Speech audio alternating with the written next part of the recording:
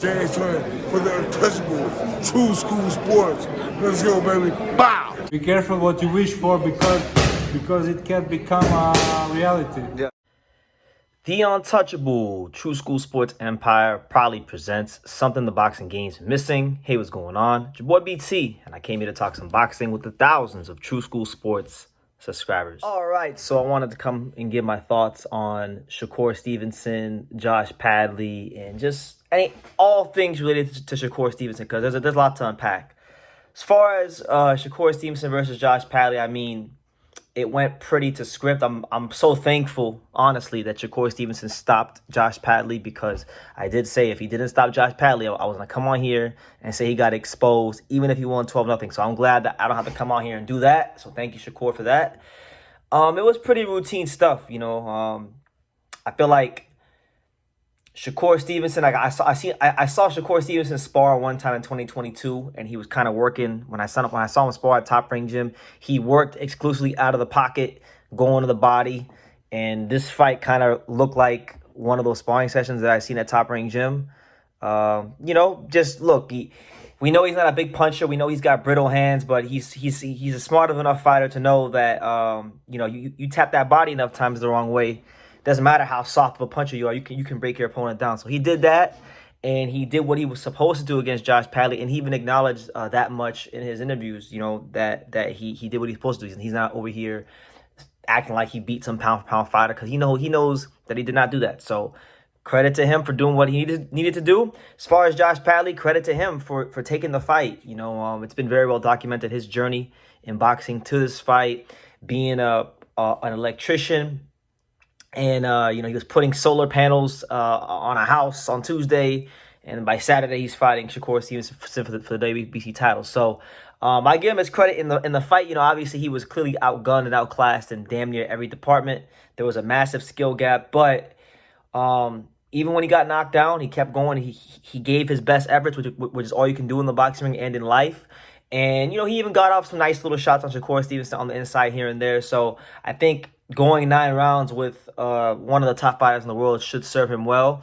And it's set him up nicely for, you know, just his life. And, you know, now I was watching an interview where he said that he doesn't want to go, but he doesn't want to go back to work. And he now has the money to become a full-time boxer, which is amazing. It's amazing that he can become a full-time boxer. And I'll be following him. I think Josh Padley has a lot of character. I mean, his last 2 fights, he's taken on Shakur Stevenson, a pound-for-pound fighter, and Mark Chamberlain, who he upset to get this opportunity. Mark Chamberlain was a very highly touted, very highly regarded prospect. So I wish Josh Padley nothing but success, and I'll be covering his career here on True School Sports without a shadow of a doubt, no doubt about it. But getting back to Shakur Stevenson, I gotta say this. I gotta be like as honest as I can be, and I always strive to be honest and truthful, whether people like it or don't like it. Sometimes I don't even like being honest, honestly, because it's not fun being honest. It's not fun being real. You know, people don't like you. You know, you lose subscribers. You lose opportunities. You know, I would be better off at times if I was less honest, but that's not how I roll. I give you guys the truth. I'll say it like this. Shakur Stevenson, everybody involved, Eddie Hearn, Turkey, as well as Gervonta Davis, Al Heyman, and PBC. Yo, y'all better stop fucking around and make this damn fight happen with these two, because I'm telling you right now, Shakur Stevenson is due for a loss. Like he's gonna lose a fight soon to somebody he would never lose to if his hands were fully healthy. Because you saw this fight, there were times where he would hit Josh Padley to the body, and he could tell his hands would be hurt. He came out before this fight and said, look, in his future, he does not see himself ever fighting 3 times a year ever again. Really, he's going to be a guy that fights 2 times a year, because his hands are so brittle to the point where you know, he has to only fight 2 times a year so he gets the proper time off to recover his hands. You know, so if his hands are as big of a deal as he's making it seem, and as they show themselves to be at points in this fight and whatnot, I just think you need to make the tank fight as soon as possible, because what's going to wind up happening is, you know, you look at Shakur Stevenson. He holds the WBC title. He's going to fight someone. I'm going to tell you right now, Shakur Stevenson is going to fight someone like you know, like a Williams Peta, like an Andy Cruz, you know, maybe like a Jadier Herrera. Maybe he fights a Dula Mason in the future. Who knows? He's going to fight somebody, and he's going to be in the middle of a very tough fight, and he's going to mess his hand up, and he's not going to be able to get off the way he needs to get off, and he's going to lose to somebody that he would never lose to if he was fully healthy, right? And not even just that, I'll just be honest too, like, I think Shakur Stevenson has regressed as a fighter over the last couple of years, just with the competition he's been fighting, like Josh Padley, Artur Haratunian, these guys, these kind of fighters. For a fighter of Shakur Stevenson's IQ and boxing ability, these fighters will regress him. They're not going to get him better. They're going to regress him. The only purpose they serve is keeping him active and keeping him somewhat sharp. But as far as him evolving his skill set and getting better, these guys are not going to do that. It's only until Shakur Stevenson fights the creme de la creme, top shelf guys that that will happen. And honestly, like I saw that Shakur Stevenson said he wants to negotiate a Tank fight. Listen, you're the B-side.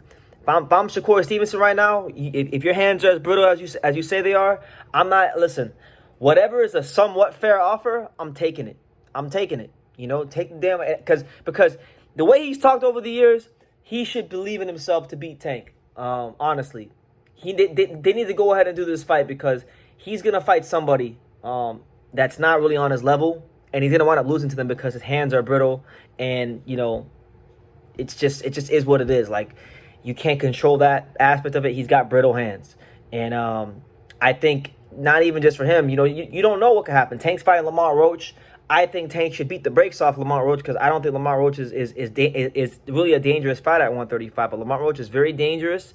Not dangerous, but he's very determined. I should say not dangerous, but very determined.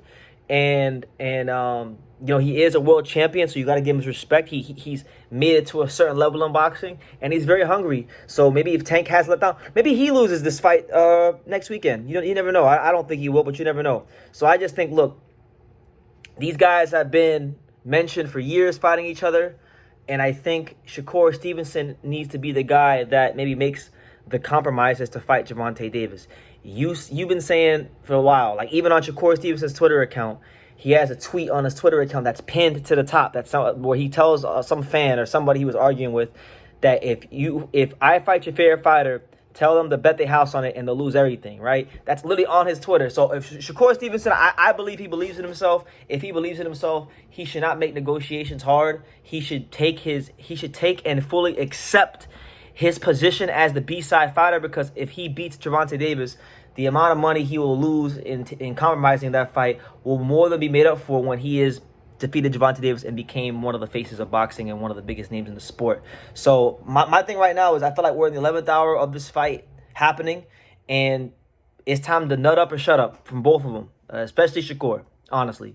Like, and as for Tank, from the Tank side of things, like to PBC, to Al Heyman, to Sam Watson, to TGB Promotions, to everyone involved, to Kenny Buhari, my guy, Kenny Buhari. I know you watch these YouTube videos sometimes.